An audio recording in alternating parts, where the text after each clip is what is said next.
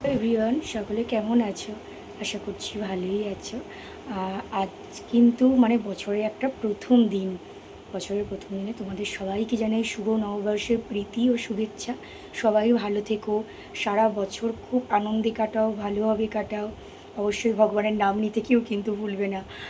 যাই হোক, আমার কাছে এটাই মনে হয় যে সমস্ত আনন্দ অনেক কিছুর মাঝেও কিন্তু ভগবানের নাম নেওয়াটা অবশ্যই জরুরি। শুধু সুখের সময় না, দুঃখের সময় বা অল টাইম আনন্দ ফুর্তি এইসবের মাঝেও আমাদের ভগবানকে স্মরণ করা অবশ্যই উচিত।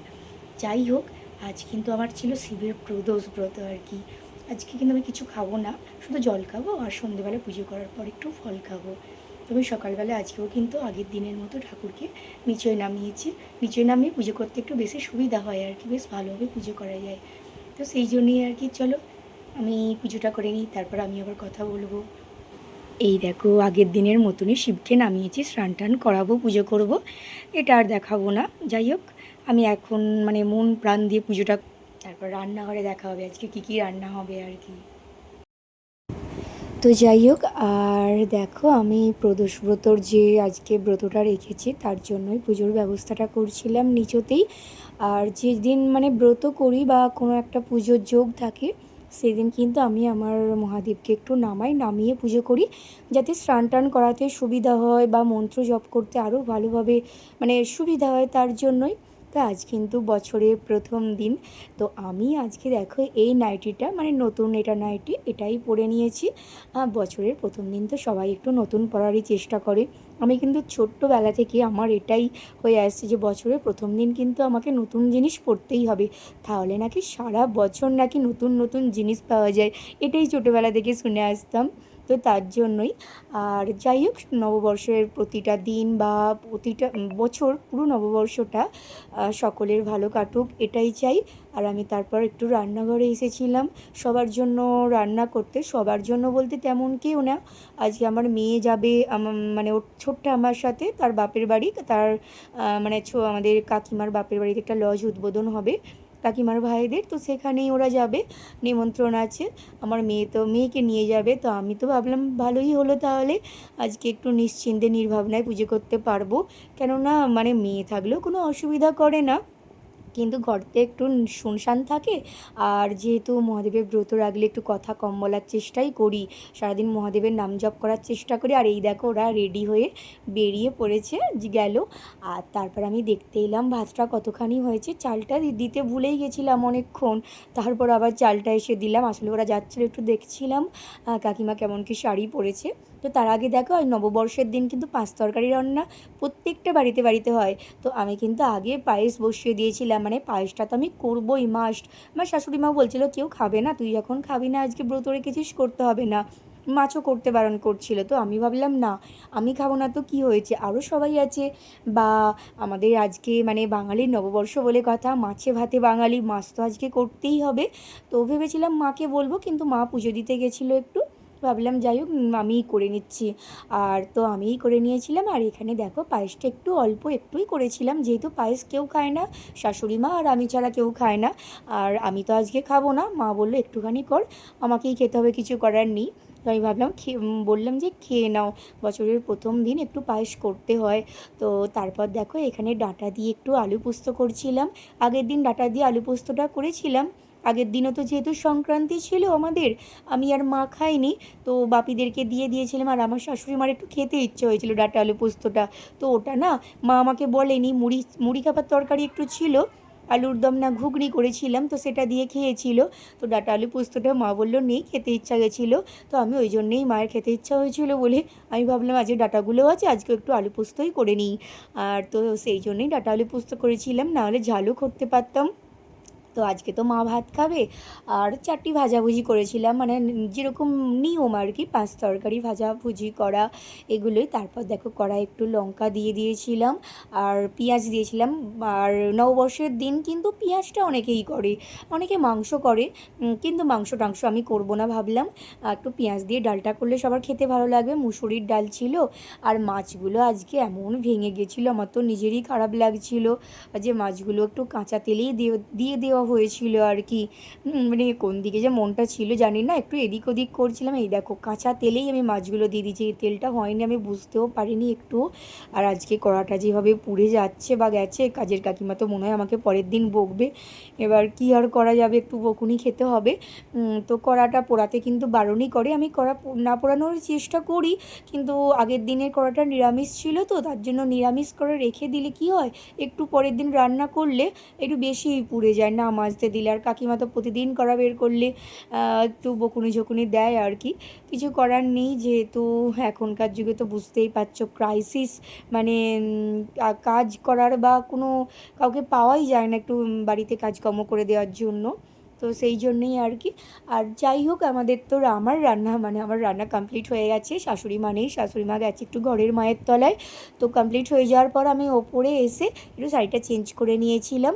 এই শাড়িটা পরেছিলাম, একটু বসে জব ধ্যান করব এই আর কি। আর এই যে পয়সাগুলো দেখছো, এই পয়সাগুলো কিন্তু আমি এই ভাতটার মধ্যে ঢোকাবো। তো এই ভাতটা কিন্তু আমার ভগবানকে উৎসর্গ করা ঘর, মানে প্রতিদিন একটা করে ওর মধ্যে রাখা হয় আর কি। বেশ কয়েকদিন হলেও রাখা হয়নি, তার জন্য আমি বেশ কয়েকটা 1 টাকা নিয়ে নিলাম, কয়েকদিনের গুনে গুনে, যতদিন রাখা হয়নি তো সেটা গুনেই এটা রেখে দিলাম।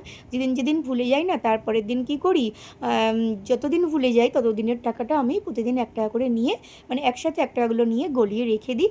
তো তারপর দেখো ওপরে যাচ্ছিলাম, ওপরে না নিচে যাচ্ছিলাম এবার। আমাদের হরির মন্দিরে ব্রাহ্মণ আসবে পুজো করতে, সংক্রান্তির পুজো, নববর্ষের পুজো আর কি এটা। আর তো সেই জন্যেই এখানে একটু দাঁড়িয়েছিলাম। আর দেখলাম আমাদের গোপাল সোনা, মানে কাকিমা তো বাপের বাড়ি গেছে, গোপাল সোনাকে বলে গেছে যে একটু খাইয়ে দিও। তো আমি ভাবলাম যাই, যে গোপালকে একটু আগে খাইয়ে দিয়ে আসি। তো দেখলাম এখানে বড় মা একটু তরমুজ রেখে গেছিলো, মানে ফল রেখে গেছিলো। আমিও ভেবেছিলাম, না হলে আমাদের তরমুজ এনেছে, তো আমি ভেবেছিলাম যে একটু তরমুজ কেটে দেবো। তো বড়মা বললো অত তরমুজ গোপাল খেতে পারবে না, আমি দিচ্ছি ওটাই দিয়ে দাও। তো সেই জন্যেই আমি আর কাটলাম না, বড় মারটাই দিয়ে দিলাম। আর বড় মাও এসে একটু প্রণাম করছিল, আর দুজন মিলেই প্রণাম হচ্ছিল আর কি। আর আমাদের গোপাল সোনা কিন্তু খুব আদরে থাকে আমাদের বাড়িতে, মানে সবাই ভীষণ ভালোবাসে আমাদের এই গোপালকে। মানে কেন জানি না, মনে হয় যেন গোপাল আমাদের সমস্ত প্রার্থনা শুনতে পায়, ডাক শুনতে পায়।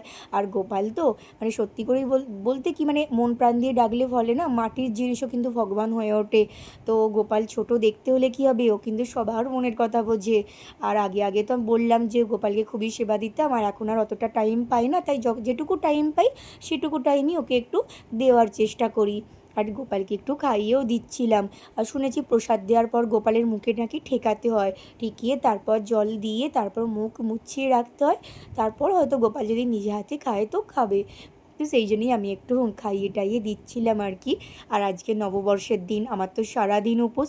আজকে অবশ্য আমি জল খেয়েছিলাম, ওআরএসের জল খেয়েছিলাম, যেহেতু আমার জল খাওয়াটা আমার শরীরে খুবই প্রয়োজন, নাহলে নানান রকম একটু ইনফেকশনের প্রবলেম আছে।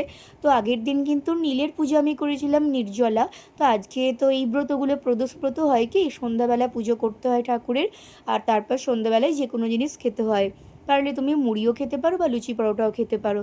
তো আমি কি করি, সারাদিন উপোস থাকার পর ভাবি জলটা খাই, তারপর সন্ধ্যের পর পুজো করে একটু ফলগুলো খাই, আর কিছু খাই না। তো সেটাই আমি করেছিলাম। প্রত্যেক মাসে কিন্তু একটা করে পড়ে এই প্রদোষব্রত, একটা করে না, দুটো করে পড়ে, কৃষ্ণপক্ষের আর শুক্লপক্ষের। আমি কিন্তু বেশ কয়েকবার, এই জানুয়ারি থেকে আমি অবশ্যই এটা আরম্ভ করেছি, আমি কিন্তু কৃষ্ণপক্ষেরগুলোই করছি। যদি কোনো অসুবিধা থাকে তখন আবার একটা শুক্লপক্ষের করে নিলেই হয়ে যাবে। এটা হলো শিবের প্রদোষব্রত।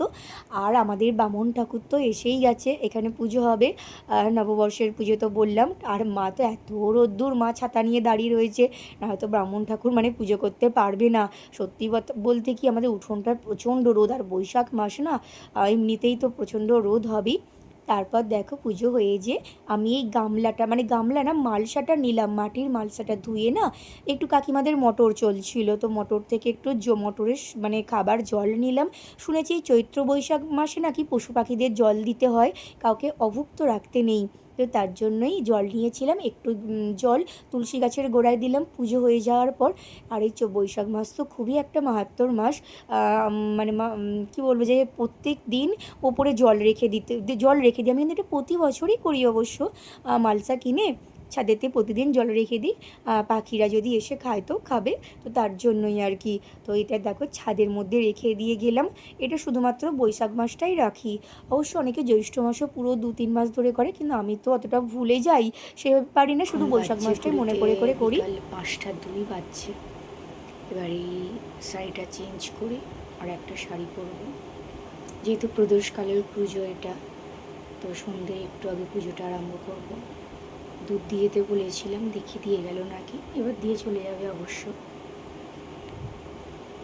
আর এই যে এই জামা কাপড়গুলো তুলে আনলাম, এগুলো আবার গোছাই, অনেকক্ষণ থেকে ছাদে ছিল, প্রায় বোধহয় সব হয়ে গেছে, রং বোধহয় একদম উঠে গেছে, জুটে গেছে বোধহয়।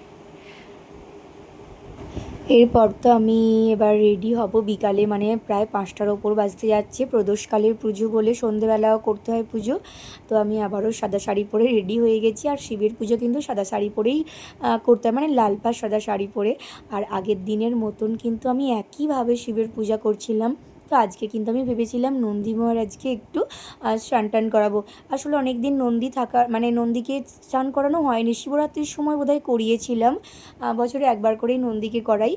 তো নন্দীর মাথায় না একটু চন্দন দেওয়ার জন্য না নন্দীর মাথাটা একটু কেমন একটু যেন হয়ে গেছিলো আর কি, কপালের কাজগুলো মানে বসে গেছিলো, চন্দনগুলো একটু নোংরা নোংরা হয়ে গেছিলো। তো আমি ভাবলাম আজকে নন্দীকেও একটু স্নান টান করাই। তো শিবের সাথে সাথে তো নন্দীকেও দেখতে হবে, আসল তো নন্দী মহারাজ, তাকে তুষ্ট করতে পারলে তবেই তো সে আমাকে শিবের কাছে বা মহাদেবের কাছে যেতে দেবে। তাই নন্দী মহারাজকে আজকে স্নান টান করেছিলাম। আর এখানে দেখো টক দই দিয়ে দিচ্ছি, মানে পঞ্চামৃত দিয়ে যেভাবে স্নান করায় আর কি, তোমরা তো আগের ভিডিওতেও দেখেছো, এভাবেই করে। আর এভাবেই করাটা কিন্তু নিয়ম শিবের পুজো। আর শিবের পুজো বা ব্রত রাখলে না একটু কম কথা বলা, কারোর সাথে ঝগড়া বা মনের মধ্যে কোনো কুভাব আনা, এগুলো আমার মনে হয় এগুলো থেকে একটু সেদিন বিরত থাকাই ভালো। আর যদিও আমি এমনিতেও সেই সবগুলো মনে করতে চাই না, কারণ যেদিন থেকে শিবের ব্রত বা শিবের ভক্ত হতে পেরেছি তখন থেকেই বলতে পারো, বা তার আগে আমি কৃষ্ণেরও পুজো করতাম, কেন জানি না এখন কৃষ্ণের ভক্ত দিয়ে ছেড়ে দিয়ে না একটু শিবের পুজো করি, বেশি শিবকেই যেন মনে হয় টানে, কেন এটা আমার হয়ে গেছে আমি জানি না। নাহলে কিন্তু আমি আগে খুব কৃষ্ণের পুজো করতাম। যাই হোক, হয়তো ভগবানেরই আশীর্বাদ, ভগবানই হয়তো এটা করিয়েছে। যাই হোক, ভগবানের সেবা সেবা যেন সারা জীবন করতে পারি, এটাই আমি চাই। কি আছে কি নেই আমার, আমি সেসব কোনো কিছু চিন্তা করিও না, বা ভগবান যেন আমার মনের মধ্যে না আনেও, এটাও আমি চাই। নিঃস্বার্থভাবে যেটা ভালোবাসা বা সেটাই আমি মানে ভগবানের প্রতি করতে চাই। তারপর দেখো ঘিয়ের প্রদীপ জ্বালিয়েছিলাম আর বাতিগুলোও জ্বালিয়েছিলাম। জ্বালানোর পর তো মোটামুটি পুজো আমার কমপ্লিট, এখন তো প্রায় 7:30 বাজতে যাচ্ছে। এবার আমি একটু শাড়িটা চেঞ্জ করব, আর এখানটাও পরিষ্কার করে নেবো, শিবকে ওপরে তুলে দেবো যে বাক্সের মধ্যে আমার থাকে। আর এগুলো নিয়ে যেয়ে আমি নিচয়ে রাখবো, কালকে ধুয়ে ফেলবো। আর এখানে দেখো আমার শাশুড়ি মা ফল কাটছিল আমার জন্য, বলেছিলাম যে তুমি ফলটা কেটে রাখবে। আর আমার মেয়েও ফল কাটছে এসে, ও এই খানিকটা আগে অবশ্য এসেছে, সারাক্ষণই মানে ছিল, অনেকটা সময়ই প্রায় গেছিলো কাকিমার বাপের বাড়িতে। তো সে ও এসে বললো মা, চৌদিদির মা ভাইয়েরা আর কি খুব সুন্দর নাকি লজ করেছে, মানে খুব ভালো লেগেছে ওর আর কি, ভীষণ বড় বড় ঝাড়বাতি এইসব, আর কি বলবো, খুব ভালো লেগেছে ওর। আর এখানে আমি একে মানে আমার বাবাকে মহাদেবকে তুলে দিয়েছিলাম ওপরে, এই যে এইখানটায় তুলে দিয়ে আমি দেখতে পাচ্ছ। আর আসলে আমার ঘরটায় তো বলি যে জায়গা নেই, যার জন্য আমাকে নিচয় পেতে পুজো করা হয়, নাহলে হয়তো সারাক্ষণ ওভাবেই আমি ঠাকুরকে রেখে দিতাম, খুব ভালো লাগতো আর কি। এইভাবে মানে বসে বসে ঠাকুর পুজো করার একটা মজাটাই আলাদা, বা একটা মানে মনটা একটা মানে আলাদা একটা তৃপ্তি হয় আর কি বসে বসে পুজো করে। যাই হোক, এবার পুজো তো কমপ্লিট হয়ে সব তুলে দিলাম, ওগুলোও সব পরিষ্কার করে নিলাম।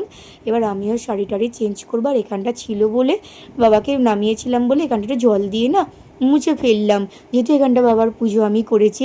তো তারপর আমি আবার এই নতুন নাইটিটা পরে নিয়েছিলাম, এই দুটো নাইটিই কিন্তু আমি কিনেছিলাম আমার মানে নববর্ষের জন্য। আর তারপর দেখো এটা ছিল ডাবের জল, ডাবের জলটাও খেয়েছিলাম। আর এতগুলো ফল কিন্তু আমার পেটে ধরেছিল, হ্যাঁ কী বলবো, সারাদিন তো খাইনি তার জন্য। আর এই মিষ্টিগুলো দেখছি, এতগুলো মিষ্টি আমি খেতে পারবো না, এগুলো আমার মেয়ে এনেছে ওই মানে আমাদের কাকিমার বাপের বাড়ি থেকে। তো ওখান থেকে আমি এই মিষ্টিটা নিয়েছিলাম, এই মিষ্টিটা কিন্তু খুব সুস্বাদু ছিল। তো তার আগে কিন্তু আমি শিবের প্রসাদী বাতাসাটা যেটা ছিল, আমি ওবলা যেটা পুজো করেছিলাম ওই ওবলার বাতাসাটা কিন্তু আমি আগে খেয়েছিলাম, তারপর তো খেয়েছিলাম ডাবের জলটা। তো আজকে ডাবের জলটা কিন্তু মিষ্টি ছিল, আর মিষ্টি ডাবের জল খেয়ে খুব একটা তৃপ্তি হয় না। আগের দিনেরটা বেশ ছিল নোনতা নোনতা, সে যাই হোক ডাবের জলটা খেয়েছিলাম, খেয়ে শরীরটাও ঠান্ডা হলো, পেটটাও ঠান্ডা হলো। আজ কিন্তু অবশ্য আমি সারাদিন জল খেয়েছিলাম, ওআরএসের জল, শুধু ওআরএসের জলই খেয়েছিলাম, নুন চিনি খাই না, কারণ ব্রত রাখলে নুন খাওয়া চলে না বা চিনি খাওয়াও চলে না। তো আজকের ভিডিওটা এতখানি, তোমাদের কেমন লাগলো অবশ্যই জানিও। সবাই ভালো থেকো, সুস্থ থেকো, মহাদেব তোমাদের সবাইকে আশীর্বাদ করুক। Tata, bye bye.